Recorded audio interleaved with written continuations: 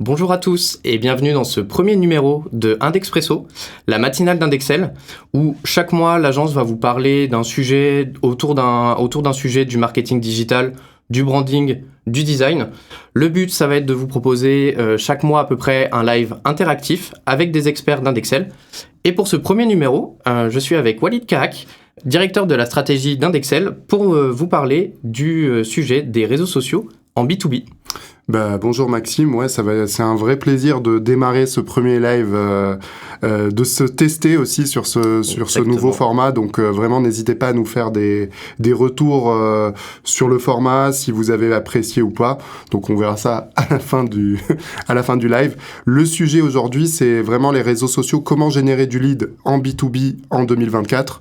On sait qu'il y a eu beaucoup de changements sur les réseaux sociaux et même dans la sphère digitale en général. L'idée, c'est de faire un passage en revue de tous ces changements, de les avoir en tête et de voir comment on peut les exploiter, comment on peut les contourner éventuellement.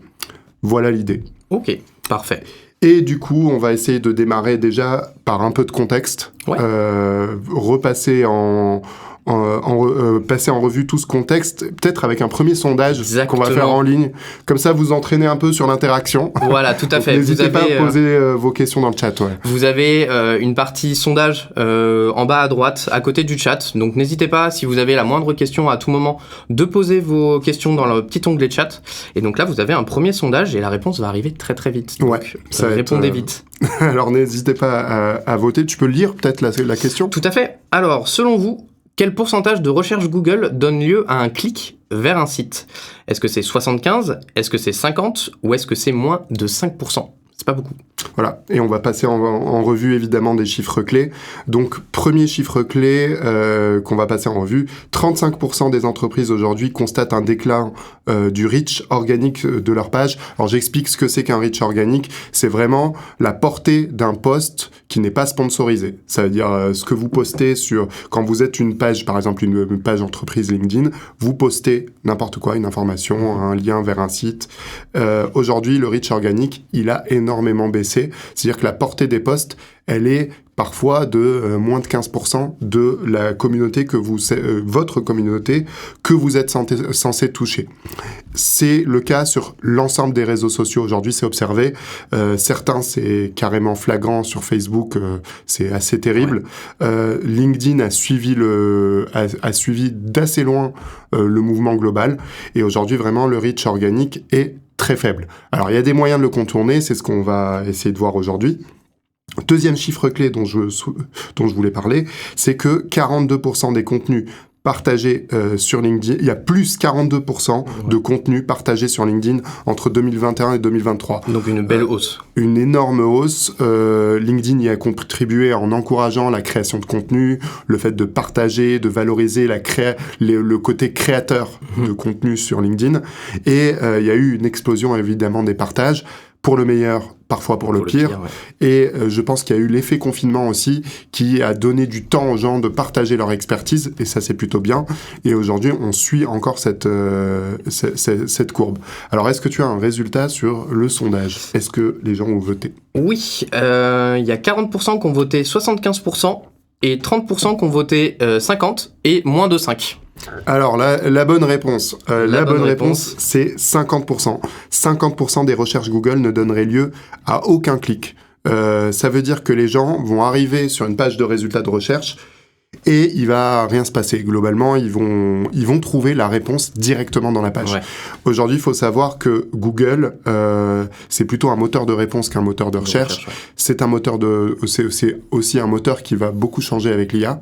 Il y a des choses qui arrivent, on l'a vu avec Bing qui a commencé à les attaquer avec l'ajout de ChatGPT dans le moteur de Bing et du coup déjà pareil avec Bard, ouais.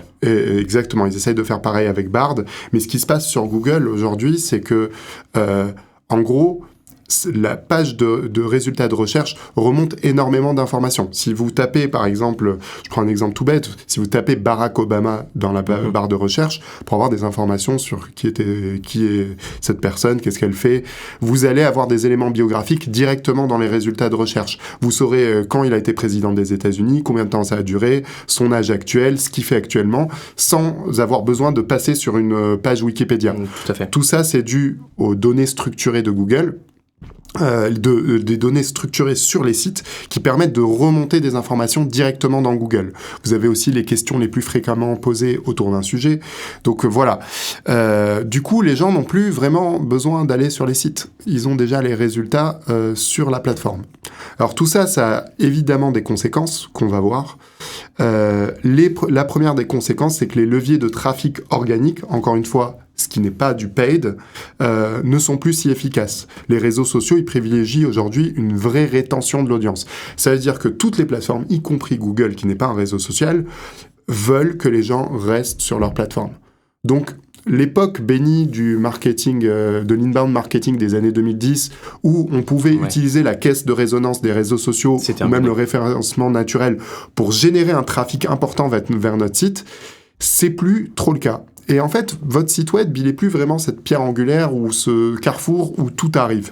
Ça se voit avec notamment les API. Maintenant, le fait de passer les API payantes, ça implique que même LinkedIn, qui a déjà quelques années, a juste tout simplement bloqué le fait de pouvoir remonter les posts LinkedIn en flux sur son site internet. Leur but, c'est vraiment de faire venir le plus de personnes possible sur la plateforme et de les garder. Et de les garder et d'avoir du contenu intéressant. Ouais, tout à fait. Deuxième conséquence importante, c'est que le paid devient quasi indispensable pour la notoriété et la génération de trafic. C'est-à-dire qu'aujourd'hui, une entreprise qui n'aurait pas prévu un budget annuel de sponsoring et pour faire des campagnes toute l'année, que ce soit sur du Google Ads ou n'importe quel réseau social, ne peut pas compter réellement sur le digital. Faut arrêter de se leurrer. Ouais. C'est quelque chose qui va pas fonctionner si vous n'avez pas un budget annuel. Moi, ce que je conseille à tous les clients d'Indexel et les autres, c'est d'essayer d'envisager un budget annuel qu'on découpe en fonction des différentes campagnes dont on a besoin. Mais c'est impossible aujourd'hui d'envisager de communiquer en digital sans avoir un budget paid. C'est ce qu'on appelle l'outbound marketing. Et pour moi, on n'oppose pas l'outbound et l'inbound, on travaille avec les deux. C'est les deux jambes du marketing digital. Dernier point, et c'est un point un peu caché mais qui commence à émerger, c'est que l'advocacy, c'est devenu un levier de trafic alternatif à ne pas négliger. Alors, définition un peu de l'advocacy pour ceux qui ne connaisseraient pas. L'advocacy, c'est le fait d'avoir des prises de parole. Au lieu d'avoir une prise de parole sur la page entreprise, par exemple, c'est les employés, c'est la direction, c'est les personnes qui font l'entreprise qui vont prendre la parole sur les réseaux sociaux. Et ça, c'est un levier de trafic alternatif très important parce que en fait ce qu'on a constaté, je parlais de reach organique tout à l'heure et un reach organique qui baisse. En fait ce qu'on va voir c'est que le reach organique certes il baisse pour les publications des pages d'entreprise, pour les forcer forcément à avoir un budget paid, mais par contre le reach des publications des employés ou des personnes en fait des profils est beaucoup plus important. Il est beaucoup plus élevé. Et ça, c'est général sur tous les réseaux sociaux. Donc, ça oblige les entreprises, si elles veulent avoir une stratégie où elles émergent réellement sur les réseaux sociaux, elles sont très visibles, y compris quand c'est de l'organique, et ben, ça oblige à avoir une vraie stratégie d'advocacy. Donc, il faut que vous ayez autour de vous des personnes en fait des équipes qui puissent être cette caisse de résonance sur les réseaux sociaux pour pouvoir communiquer. Donc ça, c'est les conséquences de tout ce que j'ai montré au début. Et du coup, on en arrive à la problématique qu'on va étudier lors de ce live, c'est comment générer du lead en B2B en 2024 sur les réseaux sociaux. Et pour ça, ce qu'on va faire, c'est qu'on va passer en revue pas mal de changements qui ont eu lieu sur 4 plateformes. La plus évidente. Les 4 principaux réseaux sociaux actuellement. Oui, les plus utilisés. Le premier, c'est LinkedIn, évidemment, plateforme B2B par excellence. On va passer aussi par Meta. Meta, je parle de Facebook et Instagram. Et Instagram, évidemment. Je vais parler aussi de TikTok. J'ai écrit d'ailleurs récemment une tribune pour dire en fait le potentiel qui, selon moi, selon moi, TikTok a en B2B. Et faut pas négliger cette plateforme. Je pense qu'elle a beaucoup de potentiel et qu'elle peut permettre aux entreprises d'émerger. Et enfin, on va passer par le petit dernier, qui se résume à une seule lettre, désormais, X, l'ancien Twitter, qui est devenu un vrai champ de bataille des changements d'algorithmes, de tout ça. Donc on va voir qu'est-ce qui se passe aujourd'hui sur X et comment potentiellement on peut en tirer parti ou pas. Voilà. Et on va commencer par LinkedIn. Évidemment, pendant toute cette présentation, n'hésitez pas à nous à poser des questions, à m'interrompre. On sera très heureux avec Maxime d'y répondre. Alors, je commence par LinkedIn et donc on reprend conséquence de tout ce dont je parlais, le reach organique qui est très bas. Ce qu'il faut savoir, c'est qu'il y a des moyens quand même de contourner un peu l'algorithme LinkedIn et d'essayer de faire des choses bien pour émerger. Déjà, le premier point, c'est d'optimiser la pertinence des posts organiques. Alors, dit comme ça, c'est un peu généraliste, mais en gros, il faut veiller à écrire des posts qui ont une cible clairement identifiée. Il faut éviter les posts trop généralistes. Voilà, les posts va tout. Voilà. D'où l'importance pour les entreprises en amont d'une stratégie digitale, vraiment travailler les personas qu'elles souhaitent adresser et qu'elles souhaitent adresser en fonction des réseaux sociaux. Donc, le fait d'avoir une cible clairement identifiée, ça permet aussi de s'adresser directement à cette cible. Ohé les RH, ohé les directeurs financiers, je sais pas, mais le fait de s'adresser directement à une cible, c'est quelque chose qui est valorisé par l'algorithme et qui va permettre de générer de l'engagement. L'autre point super important, et ça touche à l'advocacy, c'est que si vous faites prendre la parole à vos équipes, il faut que l'auteur d'un post soit compétent sur son domaine. Exactement. Je ne peux pas, moi, prendre la parole sur des sujets que je ne maîtrise pas. Par exemple, je sais pas, je vais pas aller parler de plomberie, je n'y connais rien. Je vais pas parler d'aviation ou des innovations en aviation, je n'y connais rien. Mon sujet, c'est par exemple les réseaux sociaux, je suis légitime pour en parler. Comment l'algorithme vérifie ça ? Il va regarder les 15 derniers posts que vous avez postés. Il va regarder la fonction. La fonction également. Et il va voir, est-ce que globalement c'est cohérent ? Si j'ai une ligne éditoriale qui n'est pas clairement identifiée, l'algorithme va avoir tendance à me bâcher. C'est pour ça que aujourd'hui, il y a quand même un changement d'algorithme sur LinkedIn, je vous le dis. On a vu passer beaucoup de posts Facebook-like, avec des selfies, des choses comme ça. Aujourd'hui, LinkedIn n'aime plus ça du tout. Et va commencer à voir ces détournements sur son réseau social. Et lui, il veut que le contenu soit le plus pertinent possible pour que les gens restent dessus. Donc, l'algorithme n'aime pas ça. Voilà, on voit une décrue un peu de ce phénomène de Facebookisation du LinkedIn. Et c'est plutôt bon. Voilà, et c'est plutôt bon, ouais. Autre point, c'est que les commentaires doivent être pertinents.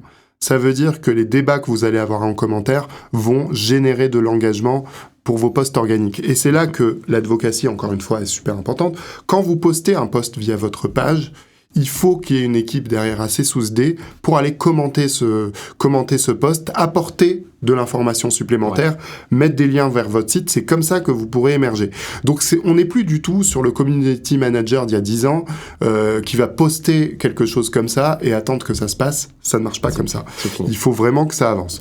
Et le dernier point, et c'est pas des moindres, aujourd'hui LinkedIn privilégie, justement pour privilégier la rétention, la publication de rich content.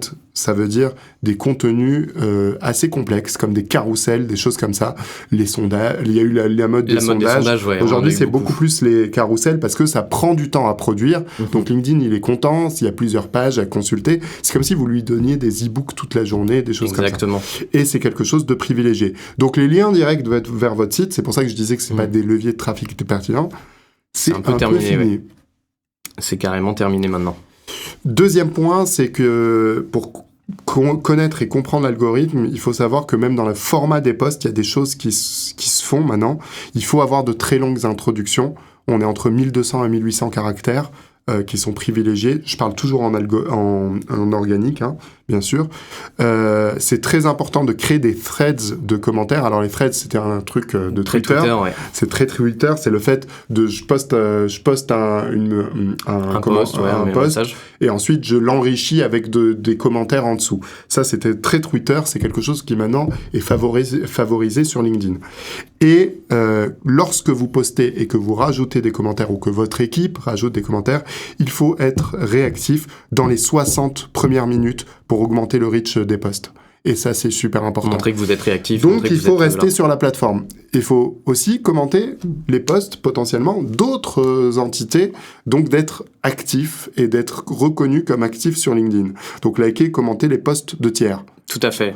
LinkedIn, c'est avant tout un réseau social et ils essayent de vraiment revenir sur ce côté réseau qu'on avait un peu perdu avec ces dernières années. Et là, vraiment, le but, c'est de faire du maillage entre les différentes personnes, les différentes entreprises. Et pour résumer les 2 points que je viens de présenter, ça veut dire que si vous pensez que poster sur LinkedIn, c'est juste balancer votre post et vous barrer derrière, quitter LinkedIn, c'est fini. Eh ben, ça ne fonctionnera pas. Donc, il faut y consacrer du temps. Le temps, on sait, c'est de l'argent. Donc, il faut investir. C'est-à-dire, si vous investissez sur de l'organique, il faut y passer du temps et c'est pas un temps négligeable. C'est vraiment un temps pour peaufiner un post qui soit bien fait, pour engager des gens autour de vous pour commenter, rajouter du contenu. Donc, c'est plus cette machine à post qu'on avait avant. Et le 3e et dernier point, c'est de tester de nouveaux formats de publicité. Alors, on ne va pas revenir sur tous les formats publicitaires de LinkedIn. Ouais. Moi, je vais juste vous dire qu'il y a un point super important qu'a introduit LinkedIn cet été, c'est les Thought Leadership Ads. Maintenant, vous avez la possibilité de sponsoriser des posts qui sont produits par vos collaborateurs. Et ça, c'est super important parce que ce qu'on constate, c'est que 56% des professionnels affirment que la présence active d'un membre de LinkedIn influence positivement leurs décisions d'achat. Ça, c'est une règle générale. Et du coup, le fait de sponsoriser des posts de vos collaborateurs, ça permet d'émerger encore plus. Déjà que leur reach organique est en moyenne plus important, si en plus vous le sponsorisez, c'est génial. Alors, il y a eu très peu de tests en France faits là-dessus. Moi, j'avoue, on l'a pas encore testé, mais on prévoit de le tester sur certains de nos clients très prochainement, sur certains projets qu'on a, parce que ça date de juillet, le lancement des Thought Leadership Ads, mais c'est quelque chose qui va profondément changer la manière de communiquer sur LinkedIn, et ça va passer par une plus forte incarnation. Voilà, je vous partage un petit lien dans le chat pour en savoir un petit peu plus sur les Thought Leadership Ads. Et en attendant, on a une question. Quelqu'un demande ce que tu penses des Document Ads. Est-ce que ça marche ? Alors, les Document Ads, ça marche. Alors, les Document Ads, c'est quoi ? Déjà résumé rapidement. C'est le fait, imaginons que vous avez un mini-book ou des slides. Typiquement des slides intéressantes que vous voulez présenter à vos cibles, à votre audience. Les Documents Ads, c'est de poster ces slides-là sur LinkedIn de manière sponsorisée, donc vous payez, donc vous avez un reach beaucoup plus important du paid, et vous avez 2 options sur les Documents Ads. Vous avez l'option où le document est ouvert, et donc c'est juste de la visibilité et de la notoriété. Et vous avez l'option Lead Gen Form. Ça veut dire que vous allez diffuser 3 ou 4 slides. Vous pouvez choisir le nombre de slides que vous voulez diffuser en fonction de la largeur, de la taille du document que vous mettez. Exactement. Et ensuite, vous allez donner accès au reste du document. Donc, vous créez un teasing et vous faites un cliffhanger comme dans les séries. Et la personne a tellement de suspense et qu'elle veut savoir la suite. Et là, vous ajoutez un lead gen form. Donc, c'est les formulaires LinkedIn directement plugués sur la plateforme. Et vous avez et vous obtenez des conversions et vous récupérez des mails. Donc, les Documents Ads, c'est un super outil. Alors, je reviens juste sur les Thought Leadership Ads. Attention aux Thought Leadership Ads. On ne peut pas faire de lead gen form encore sur les Thought Leadership Ads. Donc, les Thought Leadership Ads, c'est plus de la notoriété. Donc, moi, ce que je conseillerais comme type de stratégie là-dessus, si vous êtes sur des stratégies paid, c'est de mixer à la fois des Thought Leadership Ads pour un niveau de notoriété et pour sur la conversion, aller sur des formats de pub qui permettent le lead gen form, donc en passant par votre page LinkedIn classique. Voilà. Alors, j'ai une autre question dans le chat. On demande comment on peut générer de l'engagement si on ne compte pas une équipe qui like et qui commente nos publications. On peut compter sur l'audience. Voilà, on peut compter sur l'audience. Moi, je pense que c'est important quand même aussi de faire l'effort d'aller liker justement les posts des autres pour attirer de la visibilité sur soi, pour que justement, ça soit les autres qui viennent liker. En fait, il y a on travaille avec un performance manager, Sébastien, pour le citer. Il dit toujours que quand un post ne fonctionne pas, et je trouve ça assez intelligent, il dit qu'il faut une preuve sociale. Et quand il parle de preuve sociale, c'est que, en fait, c'est toujours très dur d'être le premier à liker un post. Ouais. Si moi je vois un post qui n'est pas liké sur LinkedIn ou pas commenté, j'ai pas envie de le commenter parce que je veux pas être le premier à prendre la parole. Si je vous là tout à l'heure on commençait à encourager les gens à poser des questions, si on n'avait pas fait le sondage, toi et moi, et on sait très bien pourquoi on l'a fait, Maxime, c'est pour encourager les gens à interagir. S'il n'y a pas de questions dès le début et si nous on vous pousse pas à interagir, vous n'allez pas interagir parce que vous n'aurez pas cette envie. Sur les posts sur LinkedIn, c'est pareil. Donc quand vous diffusez même de la pub, il faut demander à vos équipes d'aller liker, d'aller commenter. Parce que voir un post déjà commenté, ça pousse les gens à rebooster l'engagement. J'ai un peu oublié la question en répondant, c'est comme les grands philosophes. C'était comment on peut générer de l'engagement si on ne compte pas sur une équipe qui like et qui commente nos comptez sur la pertinence de votre post et comptez sur l'engagement de votre audience, mais vous ne pouvez pas complètement parier là-dessus parce qu'il y a ce frein justement au premier like. Voilà. Alors, je voulais juste finir sur la partie LinkedIn sur 2 points. Je voulais vous montrer 2 posts qui vont être similaires, 2 formats de posts qui vont être similaires, et vous allez voir que l'engagement et la portée de ces 2 posts n'a strictement rien à voir. Pourtant, ils sont postés sur la même page, c'est exactement le même format. Alors, le premier post, c'est un post de format newsletter LinkedIn. Alors, vous avez la possibilité de publier des newsletters LinkedIn maintenant. Donc ça, c'est le format newsletter LinkedIn. Donc, ça sort pas de LinkedIn, c'est pas un lien vers le site et tout ça. Alors, vous voyez les chiffres, on est à 4,8% de taux d'engagement, on a 479 impressions. La portée, c'est vraiment le nombre d'impressions. Alors... Ça, c'est le premier post, donc ça promeut une newsletter. On a un deuxième post qui est cette même newsletter sous forme de carrousel.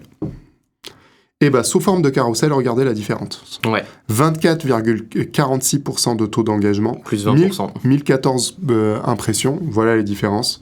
Voilà. Clairement, le post qui a pris le plus de temps à produire, c'est le deuxième. Clairement, le carrousel, ça demande du savoir-faire en termes de direction artistique, du savoir-faire éditorial, faut le temps de le produire, faut le rédiger, faut travailler dessus, et ça prend plus de temps. Par contre, c'est beaucoup plus valorisé par LinkedIn. Exactement. Parce que LinkedIn considère que c'est un contenu qui est plus engageant, donc il a envie de beaucoup plus le pousser et de récompenser le temps de travail qu'on a passé dessus. Ça, c'est vraiment une illustration chiffrée de ce qui se passe sur LinkedIn. Voilà, on finit sur LinkedIn. Est-ce qu'il n'y avait pas d'autres questions ? Non, il n'y avait pas d'autres questions. N'hésitez pas. Enchaîner. On passe sur Meta, donc Instagram, Facebook. Alors, sur Meta... On va essayer d'accélérer juste un tout petit peu le rythme, parce qu'il est 55. Ouais, on finit vers 10h15, on va accélérer. On va essayer d'accélérer un tout petit peu. Alors, sur Instagram, Facebook, ce qu'il faut savoir, c'est qu'il y a beaucoup d'entreprises qui nous ont demandé récemment des lancements, notamment sur Instagram, plus que sur Facebook. Et il y a quand même eu des changements sur Instagram, beaucoup de changements. Certains ont été très décriés. Et l'un de ces premiers changements que moi j'ai remarqué, j'avais écrit un article dessus que tu partageras tout à l'heure, c'est ce que j'ai appelé moi la concurrence des flux. Alors la concurrence des flux, c'est que sur Instagram, vous voyez la petite capture d'écran qui doit apparaître sur votre écran, c'est que vous avez à la fois un flux de story, un flux de posts et un bouton de Reels. 3 contenus différents sur Instagram. Donc Instagram, c'est devenu une appli très complexe, où il y a énormément de choses qui se passent. Et donc, quand vous êtes une entreprise et vous souhaitez vous lancer et vous souhaitez émerger en organique, et même pas en paid, sur quoi vous misez ? Est-ce que vous misez sur tout ? Ça va vous prendre énormément de temps. Est-ce que si vous misez que sur les Reels, que sur les posts, que sur les stories, vous savez pas exactement l'engagement que vous allez avoir. Alors il y a une réponse à ça, c'est qu'aujourd'hui le format qui fonctionne le mieux sur Instagram, qui regarde sur ses copains TikTok, c'est les Reels. Il faut, si vous souhaitez vous lancer, capitaliser à fond sur les Reels. Ça veut pas dire qu'il faut pas mettre quelques posts, mais quand vous mettez des posts, c'est ce qu'on appelle, c'est ce que Sébastien appelait les preuves sociales. C'est-à-dire que vous n'avez pas un compte tout vide. Mais vraiment, le format qui vous permet d'émerger au-delà de votre communauté, c'est les Reels. Ça vous permet de toucher beaucoup plus de monde. Et surtout, ça va vous permettre d'apparaître sur 2 flux différents, puisque quand vous postez un Reels, le Reels, il apparaît aussi dans le flux des posts. Exactement. Et ça, c'est intéressant. Et également, quand vous produisez des Reels, on pense quand même rentabilité, ça prend du temps de poster des vidéos, vous allez pouvoir les utiliser sur d'autres plateformes. Vous allez pouvoir les utiliser en YouTube Short, vous allez pouvoir les utiliser évidemment sur TikTok, et ça va être la suite de la présentation, mais aussi vous allez pouvoir l'utiliser sur tout simplement LinkedIn, par exemple. Donc, l'idée, si vous souhaitez vous lancer sur Instagram, notamment sur votre marque employeur, ça on a beaucoup écrit là-dessus, sur le fait d'utiliser Instagram sur la marque employeur, c'est assez important. Misez en organique d'abord sur les Reels. Bien sûr, faites du paid, mais misez d'abord sur les Reels. Et ces Reels, vous allez pouvoir aussi les réutiliser. Oui, et misez sur la régularité. Alors, Instagram préconise 2 à 3 Reels par semaine. J'avais oublié ce slide, désolé. 2 à 3 Reels par semaine, ce qui pose problème, puisque produire de la vidéo, c'est assez compliqué. 2 à 3 vidéos par semaine, c'est compliqué. Et ça coûte cher. Donc, retenez bien, Instagram, pour émerger en organique, c'est cher. Ouais. Donc, il y a un réseau qui est peut-être moins cher. C'est TikTok. Le fameux TikTok. Alors, vous allez me dire, je sais ce que vous allez me dire, hein, c'est un réseau de jeunes, on n'y comprend rien, c'est que les jeunes qui sont là-dessus, c'est mon fils de 14 ans, j'ai entendu tout. C'est que des vidéos de gens qui font des danses bizarres, qui font des challenges, ouais. Voilà, on connaît les clichés. Tu as posté, je sais plus si tu as posté. Non, je vais le poster. Ouais, poste l'article sur Instagram parce que c'est une ressource intéressante. Et surtout, si vous avez des questions, parce qu'on est passé un peu plus rapidement sur la partie... on était un peu rapide. Donc, n'hésitez pas à poser des questions, hein, si vous en avez. Et du coup, on revient sur TikTok. Chiffre clé, super important. 42% des utilisateurs de TikTok dans le monde ont entre 30 et 49 ans. Donc, moi, je veux plus jamais entendre que c'est avec des gamins de 4 ans qui sont sur TikTok. C'est pas vrai. C'est aujourd'hui un réseau qui suit exactement la même évolution que les autres. C'est qu'il vieillit. L'intérêt de TikTok, c'est l'algorithme. L'algorithme qu'a copié Instagram sur les Reels, d'ailleurs. En fait, l'algorithme, il est super rentable sur TikTok parce que la régularité, on s'en fout un peu. Ce qui va être super intéressant, c'est que vous allez pouvoir, en une vidéo, exploser. Et réellement, c'est le cas. Vous avez des comptes qui explosent sur une seule vidéo. Donc, c'est plus rentable. Mais par contre, il va falloir donner une attention particulière à la manière dont vous faites cette vidéo, vous la produisez. C'est-à-dire qu'il faut un storytelling très très fort qui se base vraiment sur les premières secondes pour pas que la personne scrolle et passe. C'est aussi un référencement travaillé parce que le référencement TikTok aujourd'hui, je vous annonce la naissance d'un métier, référenceur TikTok. SEO TikTok, c'est aujourd'hui super important. Le moteur de recherche de TikTok aujourd'hui est presque aussi puissant que celui de YouTube et parfois en train de rattraper Google. C'est quelque chose qui est très travaillé et donc le référencement des vidéos est hyper important. Et le dernier point, c'est être réactif sur les commentaires, mais ça, vous l'avez compris, c'est sur tous les réseaux sociaux. J'ajouterais même un truc, on voit beaucoup de vidéos TikTok qui commencent en mode partie 1 sur 3. Ouais. Et en fait, les parties 2 et 3, exactement, sur le compte. Et parfois même, la toute dernière partie n'est même jamais postée sur TikTok. Exactement. Et elle est postée sur un autre réseau, ou sur un site, ou sur YouTube ou autre. Et ça permet de faire aussi connaître un petit peu naturellement ces autres biais de communication. Ils travaillent vraiment en toile d'araignée. Ça veut dire, je vais partir sur TikTok, toucher une audience, repasser par une autre. Justement sur l'audience. L'algorithme TikTok, il fonctionne d'une certaine manière. Il va présenter votre contenu à une audience. C'est basé sur l'IA.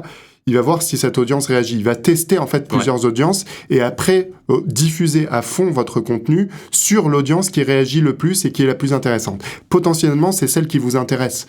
Donc, de se dire, ouais, mais je vais pas toucher des directeurs financiers. Non, il y arrivera. Si le contenu est bon, il faut vraiment se dire ça. Si votre contenu est bon et qu'il répond au code de TikTok, pas des danses, hein, évidemment. Voilà. Il va émerger. Et sachez que sur TikTok, il y a énormément de contenu B2B super intéressant.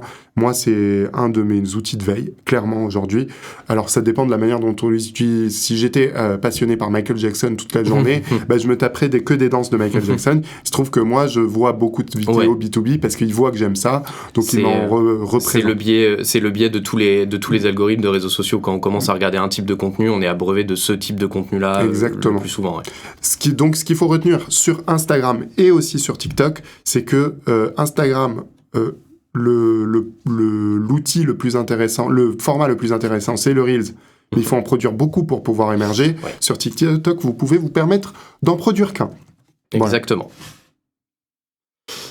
Et on passe enfin à X. X. Pour finir ce super live. Il y aura une petite session de questions. Hein. Je vais pas vous lâcher, évidemment. N'hésitez pas même à en poser dès maintenant, hein, si vous en avez. Ouais, alors, du coup, sur X, Twitter, qu'est-ce qui se passe aujourd'hui ? Il se passe beaucoup de choses. Donc déjà, rachat par Elon Musk, qui a fait quand même pas mal de bruit, et qui a fait énormément de changements. Donc, on va se passer en revue ces changements, et moi, je vais vous donner des conseils pour ceux qui l'utilisent encore par rapport à ces changements. Premier changement, c'est les comptes certifiés. Alors, la petite pastille bleue. Ouais. Avant, la petite... bleue.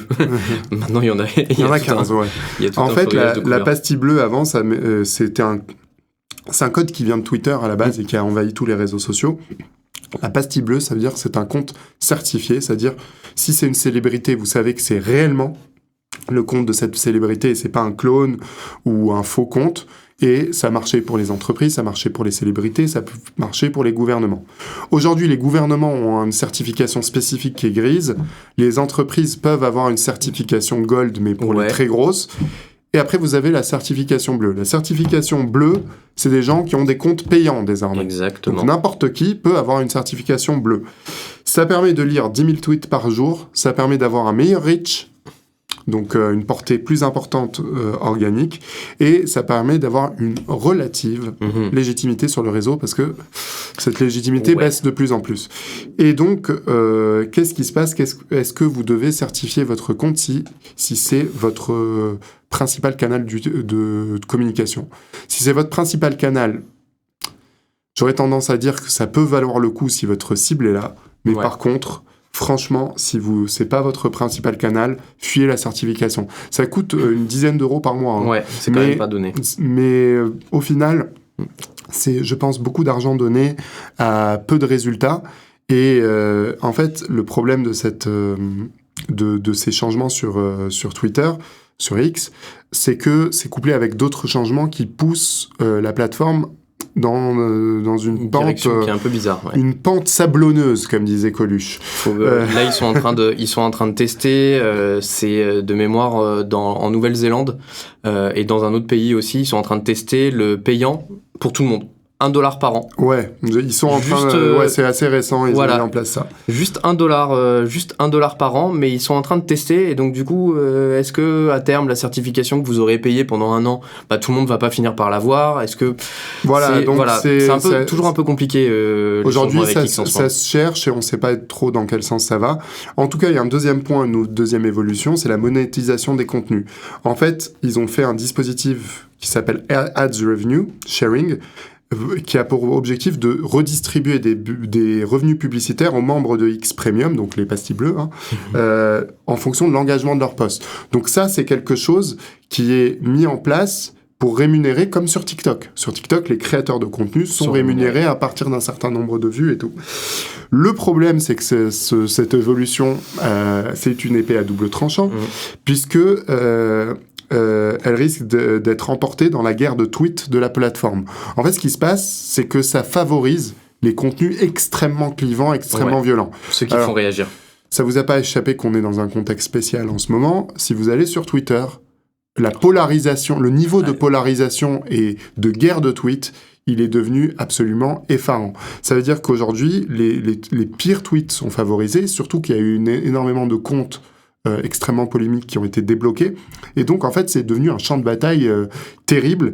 Et le fait d'être une entreprise là-dessus, et on parle encore une fois de B2B, est-ce que c'est si valorisant pour son image ? À moins que vous souhaitiez parler à des journalistes, ça devient très compliqué d'aller sur cette plateforme. Vous risquez vite de vous faire ensevelir sous tous les tweets polémiques et les retweets et les frais un peu... quand on est dans des contextes d'attentats, de guerre, de choses comme ça, de tensions extrêmement importantes dans la société, je pense qu'aujourd'hui, Twitter, c'est devenu une des pires plateformes pour communiquer, surtout en B2B. Et alors, j'ai une question que j'attendais un petit peu. Quid de Fred ? C'est la suite. C'est vraiment c'est ta question ou c'est une question non, c'est une vraie question du chat. D'accord, le chat anticipe. Exactement. Bravo chat. Du coup, l'arrivée de Threads, ça a été lancé en juillet 2023 aux US, donc en fait est indisponible pour le moment en Europe pour des questions de RGPD. En fait, c'est quoi Threads? C'est la version Twitter de Meta. Exactement. Alors, aujourd'hui, on ne sait pas exactement à quoi ça ressemble. C'est un Twitter avec un peu moins de fonctionnalités pour le moment. Les retours des États-Unis ne sont pas dingues sur Threads. Par contre, ce qui est intéressant, c'est que, moi, à mon avis, les avantages potentiels, c'est que si ça se lance en Europe, pour le moment, c'est pas le cas, vous pouvez grappiller rapidement des parts d'audience en vous mettant directement dessus et en profitant des synergies qu'il y a avec l'autre écosystème Meta. Parce que forcément, s'il y a un lancement de Threads, ça va être intéressant d'avoir... faire des liens, Voilà, c'est pour mixer avec Instagram, avec Facebook, évidemment. Et donc, une synergie de contenu, donc des contenus à produire moins cher. Moi, je pense qu'il faut surveiller l'arrivée de Threads. Je crois pas au changement radical. Moi, mon opinion, c'est que en fait, Twitter, c'était né à une époque où le microblogging était super important. Le fait de poster des petits messages et d'avoir des opinions sur des choses, suivre des sujets et tout. Aujourd'hui, le microblogging, il a beaucoup de mal. Il y a aux États-Unis, comment s'appelle la plateforme que tu utilises beaucoup. Reddit, voilà. Qui est quand même très très utilisé aussi en France, mais par une niche. C'est quand même très de niche. C'est ça vraiment qui a repris le microblogging aujourd'hui. Est-ce que la pertinence d'avoir des plateformes comme Twitter ou Threads, c'est ce que recherchent les gens? Moi, je pense que c'est plutôt les gens recherchent des plateformes vidéo. Ouais. Beaucoup. Et que l'avenir est plutôt à la vidéo plutôt qu'à des Twitter-like où en fait un microcosme s'entretue. Ça se voit parce que là, on parle de Threads parce que bien évidemment, c'est le Twitter de Meta, mais il y a un concurrent à Twitter qui existe depuis des années, c'est Mastodon, et il y en a plein d'autres des plateformes de microblogging. Ouais, mais Mastodon, tu vois, ils ont beaucoup... quand il y a eu l'arrivée d'Elon Musk, beaucoup de gens ont annoncé leur passage sur Mastodon. Et ils ont très vite resté... ça a périclité assez vite. Leur communauté, elle est jamais... Voilà, c'est ça. Il y a eu un gros regain d'attention sur Mastodon parce que bien évidemment le côté protection des données, le côté dématérialisé, ça plaisait beaucoup à ce moment-là.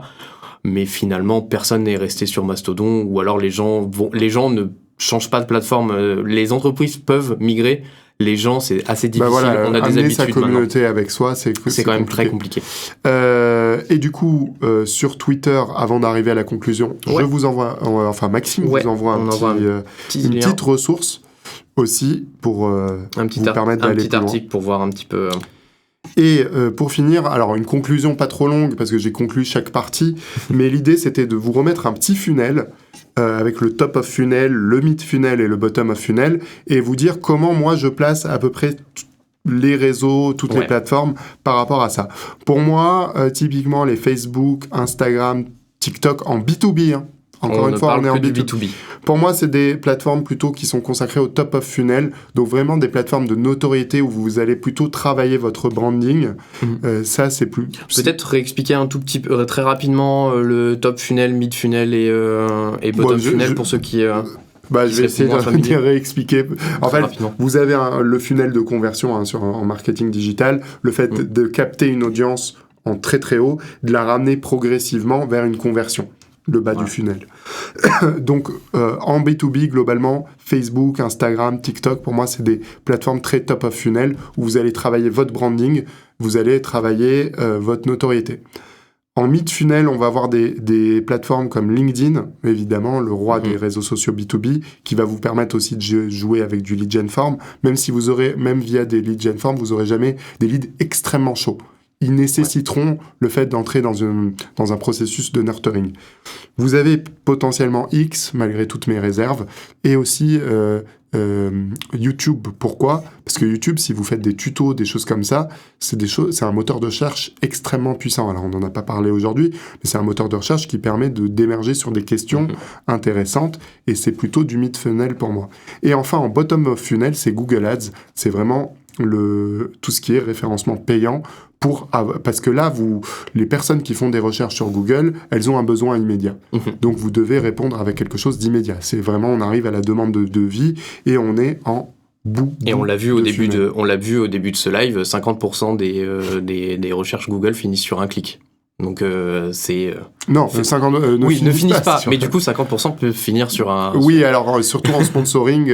En sponsoring, effectivement. être en haut des résultats, ça peut aider forcément. Exactement. Et voilà, on arrive un peu au bout de la petite démonstration. Alors, N'hésitez petite pas, ouais. séance de questions. N'hésitez pas si vous avez d'autres questions. Là, moi, j'en ai pas d'autres dans le chat. Moi, je suis aussi intéressé de savoir si... alors, moi, j'ai des Ouais. questions. Ouais. Est-ce que, pour ce premier live, est-ce que l'horaire convenait aux personnes qui se sont connectées? Le jour... Est-ce que le jour est bien? Voilà, j'aimerais bien avoir des retours parce que on va en lancer d'autres chaque mois et c'est important pour nous d'avoir vos retours. D'ailleurs, vous allez recevoir un petit questionnaire à la ouais, fin. un petit questionnaire, un sondage où vous allez pouvoir répondre à quelques questions qui vont nous aider. C'est assez important pour nous. Évidemment, si vous avez un projet, vous pouvez nous contacter. Maxime et moi, on se fera un plaisir de vous répondre. Voilà. Là, pour le moment, j'ai parfait, merci. L'horaire est bien, c'est top. L'horaire est bien. L'horaire est bien. Donc, on va se réveiller tôt alors. On va voilà, continuer à se réveiller ça va être tôt. le but de faire une petite matinale, de tourner au café. Tu remarqueras qu'on a tenu le timing là. On a tenu à 2 minutes près. Exactement. Donc on a encore 2 minutes pour répondre à vos questions. Hein. Exactement, n'hésitez pas, hein, si vous avez vraiment d'autres questions. Si vous en avez pas sur le moment, n'hésitez pas après à nous recontacter pour nous les poser par mail. Et le bien prochain évidemment. qui pose une question gagne un mug d'Excel. Voilà, faudra juste venir le chercher. Voilà.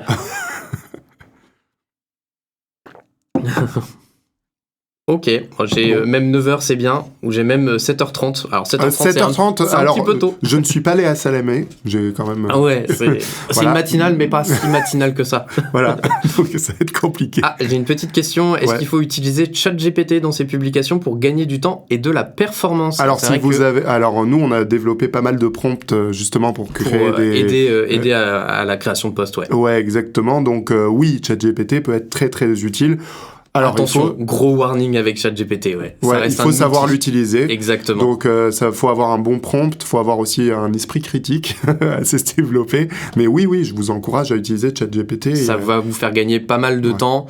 Attention, néanmoins, moi, je trouve quand même que ChatGPT, ça reste un outil. Donc, oui, c'est pas un cerveau. Ça m'est jamais arrivé en utilisant ChatGPT de prendre tel quel le post qu'il m'a fourni pour le repartager après. Il y a toujours du peaufinage, du retravail à faire. C'est un outil. Mais en effet, c'est un outil qui fait gagner beaucoup de temps.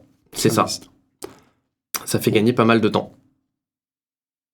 Eh ben écoutez, merci à tous. Donc j'espère que le format vous a plu. N'hésitez pas. On attend vraiment vos retours. Tout à fait. Même par mail, vous allez recevoir un document. Voilà, vous allez recevoir un document. Le prochain rendez-vous, ça va être avec Zoé et Adrien. Super important. Oui, avec Zoé et Adrien pour parler d'analyse live des logos. Donc ils vont analyser en live vos logos. Donc si vous voulez avoir un petit retour critique sur vos logos en live, ça sera très prochainement. On va ouvrir les inscriptions, elles ne sont pas encore ouvertes, mais ça va arriver assez rapidement et vous serez informé sur les réseaux sociaux notamment. Exactement. Et par mail également. Et il y aura un replay disponible très prochainement qui sera un peu monté. J'espère qu'on sera beau dedans. Mais oui, on sera beau, c'était parfait. Et merci à Greg et merci au studio du Passage dans lequel on est. Exactement. Que vous pouvez louer pour vos productions vidéo pour TikTok. Tout à fait. Évidemment. Et pour tous les autres réseaux sociaux. Et pour tout. Voilà. Merci beaucoup à tous. Merci. Et très bonne journée à vous.